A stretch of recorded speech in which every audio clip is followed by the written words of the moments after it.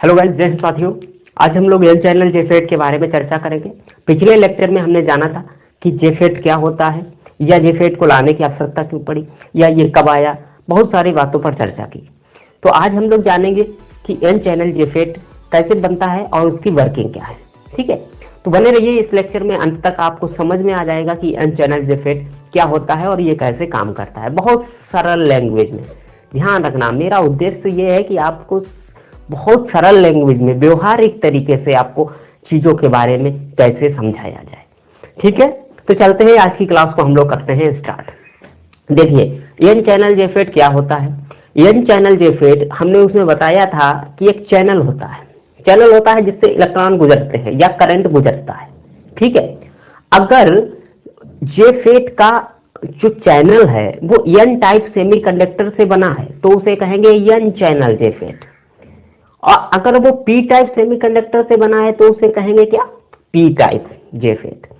तो N type JFET की definition क्या हुई, एक ऐसा जेफेट जिसमें चैनल एन टाइप सेमीकंडक्टर पदार्थ से बना होता है उसे कहते हैं एन टाइप जेफेट। ठीक है, कैसे बनता है देखिए, तो इसको हम लोग बहुत अच्छे ढंग से और स्टेप बाय स्टेप समझते हैं, कोई भी ऐसे कठिन वर्ड यूज नहीं करेंगे जो आपको समझ में ना आए।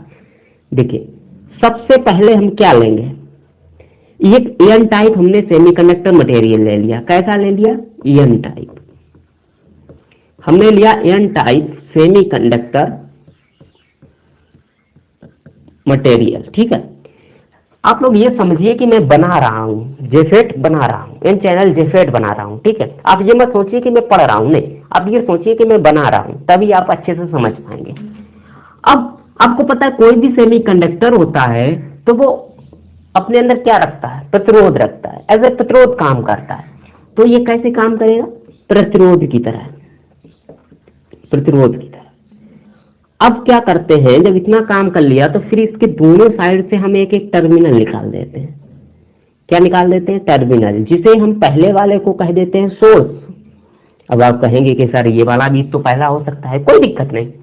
मैंने कहा था उस बारे लेक्चर में बताया था कि ड्रेन और सोर्स को हम लोग इंटरचेंज कर सकते हैं, लेकिन कलेक्टर और एमीटर को नहीं। बीजेटी में कलेक्टर और एमीटर को इंटरचेंज नहीं कर सकते हैं। तो एक को सोर्स दूसरे को ड्रेन कह दिया, इतना काम कर लिया। अगली बारी आती है कि जो साइड बची हुई है इस साइड में हम डोपिंग करते हैं,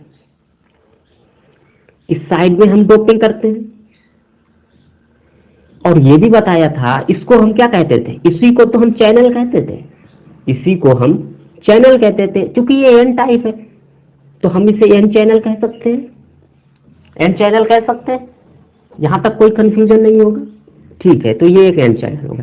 अब जब ये एन चैनल है तो एक बात हमने बताई थी आपको कि इसकी जो डोपिंग की जाएगी, जो साइड में गेट की डोपिंग की जाएगी, वो हमेशा चैनल के विपरीत पदार्थ से की जाएगी।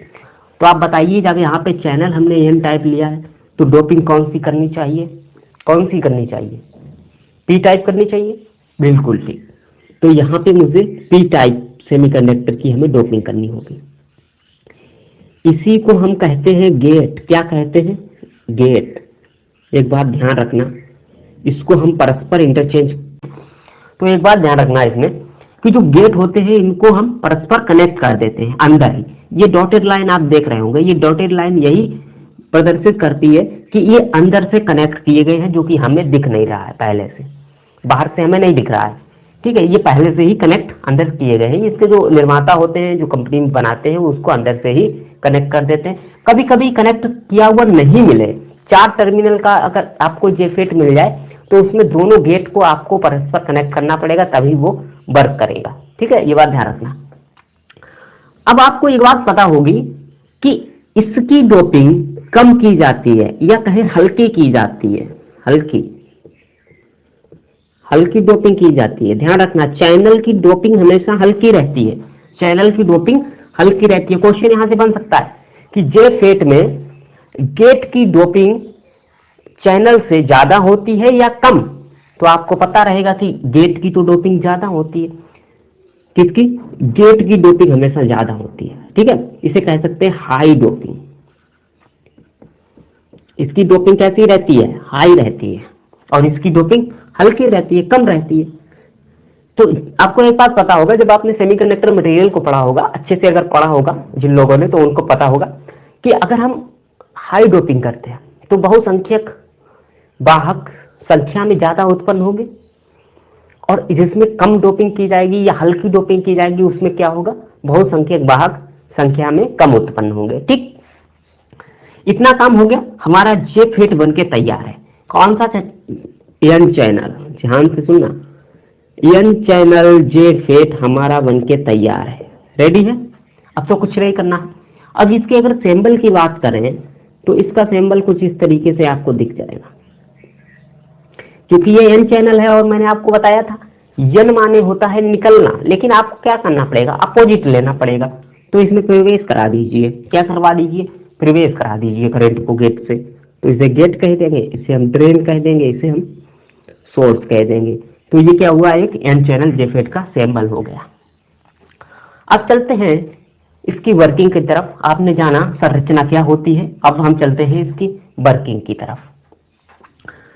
वर्किंग में आपको पता होगा क्या करते हैं, गेट को हम रिवर्स बायस करते हैं, हम दूसरी जगह बना देते हैं इसको अच्छे से।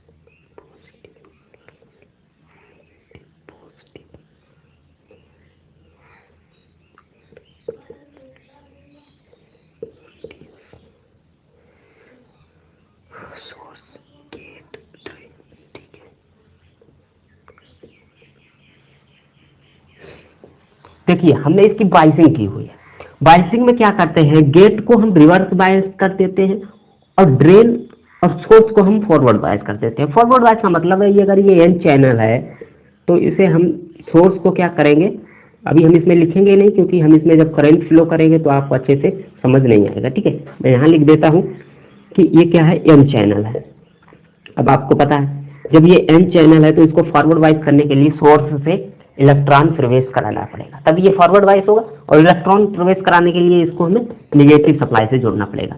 तो बायसिंग देखिए कैसे की गई है, गेट को हमने रिवर्स बायस किया हुआ है और ड्रेन को हमने क्या किया, फॉरवर्ड बायस किया हुआ है। ड्रेन और सोर्स को हमने VDS वोल्टेज से फॉरवर्ड बायस किया है। देखिए VDS वोल्टेज का मतलब होता है ड्रेन सोर्स के बीच की वोल्टेज, और VGS का मतलब है गेट और सोर्स के बीच की वोल्टेज।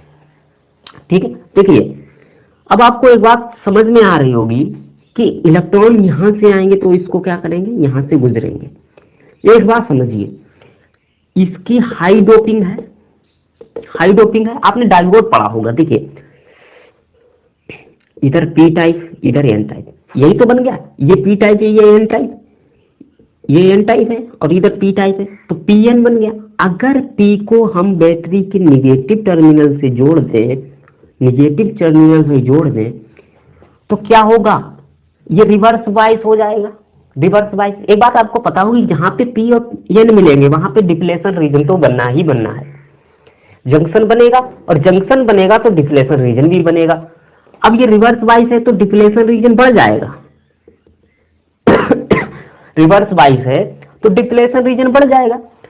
अब आपको पता होगा, एक बात समझिए, डिप्लेशन रीजन किधर ज्यादा बढ़ेगा, किधर ज्यादा बढ़ेगा, एन टाइप की तरफ या पी टाइप की तरफ। आप थोड़ा दिमाग लगाइए, कुछ देर पहले हमने आपको बताया था डोपिंग के बारे में, कम या ज्यादा डोपिंग क्यों करते हैं, इसीलिए करते हैं। देखिए एन टाइप की तरफ इसके डोपिंग ज्यादा, सॉरी डिप्लेशन रीजन ज्यादा बढ़ जाएगा। क्यों बढ़ जाएगा, क्योंकि इसकी डोपिंग कम है, चैनल की डोपिंग कम है। और पी टाइप की तरफ अंदर क्यों कम रहेगा, क्योंकि उसकी डोपिंग हाई है। ऐसे समझिए, गांव में झगड़ा होता है जमीन विवाद को लेकर के, तो जिसके पास ज्यादा लोग रहते हैं और एक ग्रुप के पास ज्यादा लोग हैं और एक ग्रुप के पास कम लोग हैं, तो जिसके पास ग्रुप के पास कम लोग हैं, जिस ग्रुप के पास कम लोग हैं उस पर ज्यादा ग्रुप वाले लड़ाई झगड़ा करके, लाठी डंडे चला करके, मार पीट करके उसकी जमीन को कब्जा लेते हैं। कब्जा लेते हैं कि नहीं कब्जा लेते? क्यों कब्जा पाया? क्योंकि वो संख्या में ज्यादा थे, वो संख्या में ज्यादा थे, उन्होंने उनको मारा और उसकी जमीन को कब्जा लिया। ठीक, ये व्यवहारिक है, गांव की लैंग्वेज में हम आपको बताएं तो अच्छा एग्जांपल है। वही काम यहाँ पे होता है, इसके पास संख्या में ज्यादा थे बहुसंख्यक वाहक, पी टाइप के पास बहुसंख्यक वाहक ज्यादा थे और एन टाइप के पास कम थे। एन टाइप के पास बेचारे के पास कम संख्या में बहुसंख्यक वाहक थे, अपना क्षेत्र जो है वो गवा बैठा, डिप्लेशन रीजन से भर गया उसका क्षेत्र। ठीक है ना, यहां तक समझ में आया? कोई दिक्कत नहीं। तो इस तरीके से अगर हम बीजीएस की वोल्टेज को और बढ़ाते जाएं ध्यान से सुनना, गेट सोर्स वोल्टेज को अगर और बढ़ाते जाएं, यहां से डाइवर्स से समझिए, अगर इसकी रिवर्स बायस वोल्टेज को और बढ़ाते जाएं तो डिप्लेशन रीजन बढ़ता जाता है, डिप्लेशन रीजन बढ़ता जाता है। वही काम यहां पे होगा, अगर बीजीएस वोल्टेज को और बढ़ाते जाए तो डिप्लेशन रीजन बढ़ता जाता है। और एक समय ऐसा आता है कि ये डिप्लेशन रीजन पूरा बंद हो जाता है। देखिए जैसा आप स्क्रीन पर देख रहे होंगे, एक जेफेट है, इस तरीके से डिप्लेशन रीजन पूरा बंद हो जाता है, इधर साइड में कुछ ज्यादा रहता है। ठीक है, ऐसा क्यों होता है अभी हम बताते हैं। और आप एक चीज देखेंगे, ये डिप्लेशन रीजन बिल्कुल बंद हो गया, मतलब आईडी बराबर जो जीरो हो गई, आईडी बराबर जीरो हो गई। पिछले लेक्चर में हमने आपको बताया था कि इसकी जो वर्किंग है वो नल पर डिपेंड करती है। नल, घरों में जो नल लगा रहता है, नल जिसे हम लोग गांव में कहते हैं टोटी, क्या कहते हैं? टोटी। ये टोटी घुमाने वाली जिससे पानी हम लोग लेते हैं ना, वही वाली। तो उसमें अगर हम ऐसे रोटेट करते हैं तो ड्रेन साइड का जो होल है जिस तरह से पानी निकल रहा है, उसका क्षेत्रफल अगर कम कर दे तो उससे निकलने वाला पानी जो है वो कम हो जाता है। ठीक वही कॉन्सेप्ट यहाँ लग रहा है, यहाँ से हमारे इलेक्ट्रॉन जा रहे थे, अब बेचारे इलेक्ट्रॉन के लिए जगह बंद हो गई, चैनल तो बिल्कुल बंद हो गया, रास्ता बंद है, तो क्या इधर जा पाएंगे? नहीं जा पाएंगे, तो करंट क्या हो जाएगी? जीरो हो जाएगी। तो जब करंट जीरो हो जाती है तो चैनल को कहा जाता है पिंच ऑफ हो गया। जेफेट कैसा हो गया? पिंच ऑफ हो गया। देखिए अभी मत समझिए इस बात, अभी हम इसको और थोड़ा सा अच्छे से समझाने की कोशिश करें।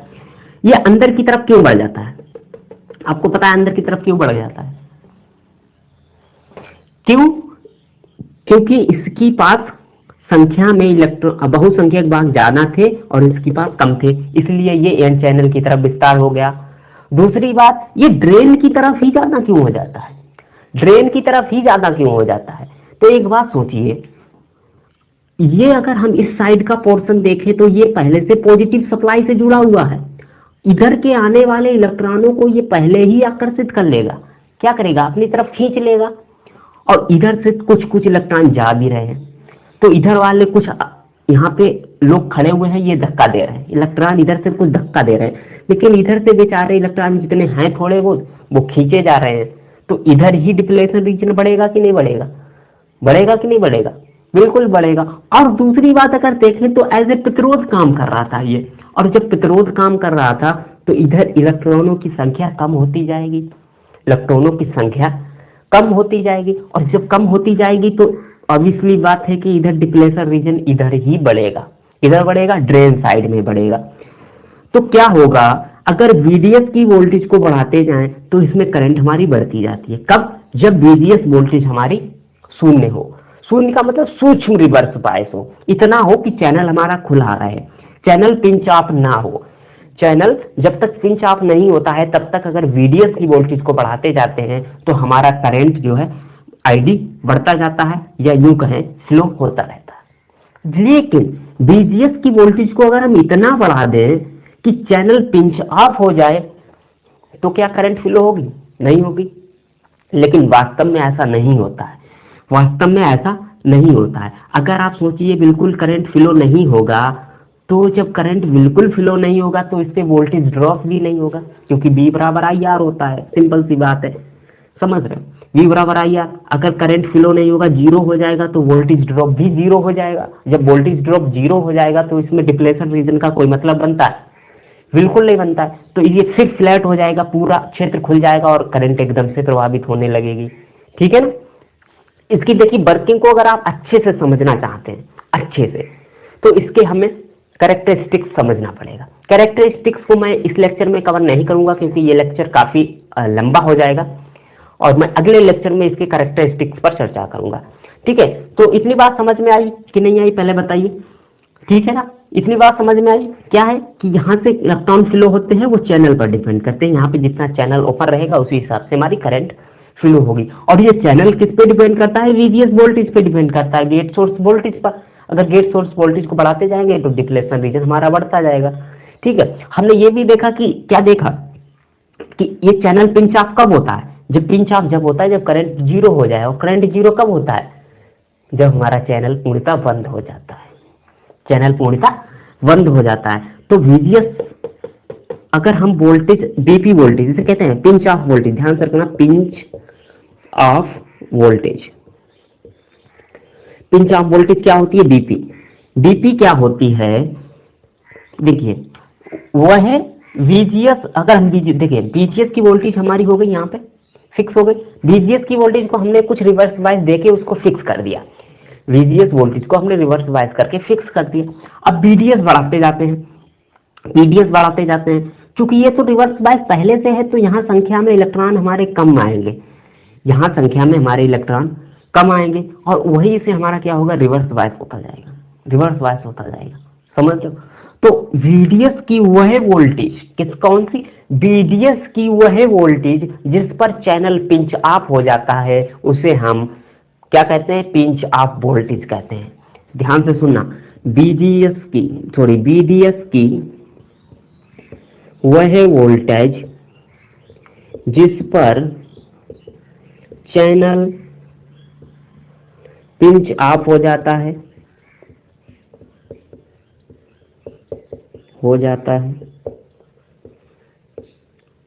उसे बीपी मतलब पिंच ऑफ वोल्टेज कहते हैं। ठीक है, बीपी कहते हैं। ये तो है इसकी डेफिनेशन, समझ रहे हो ना? बीडीएस की वह वोल्टेज जिस पर चैनल पिंच ऑफ हो जाता है उसे कहते हैं वीडीएस, अर्थात बीपी मतलब पिंच ऑफ वोल्टेज। ऐसा कब होता है? क्योंकि चैनल जब पूर्णतः बंद हो जाता है। तो आई होप आज का लेक्चर जो है वो आपको समझ में आया होगा, पूरी चीजें आपको समझ में आई होंगी। अगले लेक्चर में हम इसकी वर्किंग को और अच्छे से जानेंगे, अर्थात कैरेक्टरिस्टिक्स जानेंगे। तो बने रहिए इस चैनल पर। अगर आप नए हैं तो चैनल को सब्सक्राइब कर लीजिएगा और अगर आगे की वीडियोस भी देखना चाहते हैं तो भी चैनल को सब्सक्राइब कर लीजिएगा। और अगर वीडियो में मजा आया हो, आनंद आया हो, चीजें आपको बेहतर लगी हो, अच्छी लगी हो तो आप हमें कमेंट करके जरूर बताना। मिलते हैं फिर किसी नए लेक्चर में, तब तक के लिए जय हिंद।